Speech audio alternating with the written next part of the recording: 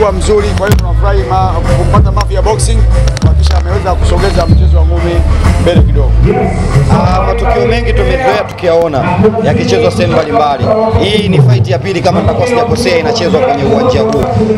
Kwenye viwanja vya namna hii huwa vinatoa taswira gani kwa nyinyi wadau wa ngumi ambao mnakuja kwenye maeneo kama haya? Unajua Tanzania ni Dar es Salaam sehemu ya joto, kwa hiyo ukisema tunakuja sehemu kama open space inakuwa ni sehemu nzuri zaidi, kwa sababu kila mmoja anakuwa yuko huru kuliko kwenda kwenye makumbi, kwenda kwenye sehemu kama hizi. Kwa hiyo tungeomba uongozi wa Tanzania watupatie viwanja kama hivi kufanya michezo vizuri, kila mmoja aweze kuwa huru na kuangalia michezo ya ngumi. Bondia aliyekuvutia wewe usiku wa leo?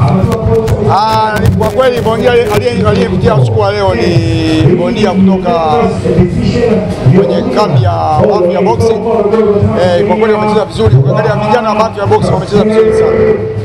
Na kweli ukiangalia wengi wameshinda, kasoro tu watu wawili ambao wame draw, wengine wamepigwa, lakini wawili tu, lakini watu karibia 8 wote wameshinda vizuri. Kwa hiyo nikasi kwamba ukipata Mafia Boxing kama 5 Tanzania, mchezo wa ngumi unaweza ukaendelea zaidi. Umesema tukipata timu ya wadau ambao wamekuwa wakisupport boxing muda mrefu, wito wako kwa wadau wa ngumi? Wito kwa wadau wa ngumi nasema tusupport hao ambao wana mapromota ambao wanajitokeza kuhakikisha wanaendeleza mchezo wa ngumi, tuwasupport na tuwape nguvu, kwa sababu kama mama sasa hivi anatupa nguvu kidogo. Na ukitokea watu wawili watatu ambao wanaweza kuweka nguvu kwenye boxing, mchezo unaweza kuwa mkubwa zaidi kuliko tunavyoona. Mabondia wamekuwa salama chini yako, kwa maana umekuwa ukiwapima afya, wanapata vifaa tiba.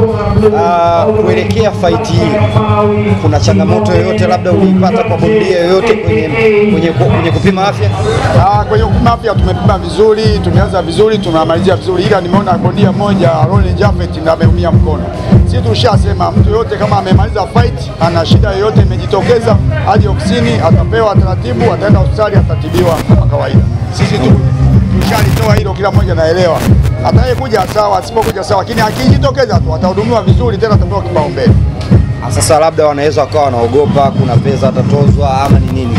Sisi hatutozi pesa, ni kwamba mimi namba yangu iko wazi, waandishi wa habari wote wanayo, na akija ofisini wanaweza kanipigia simu, tunamhudumia vilivyo.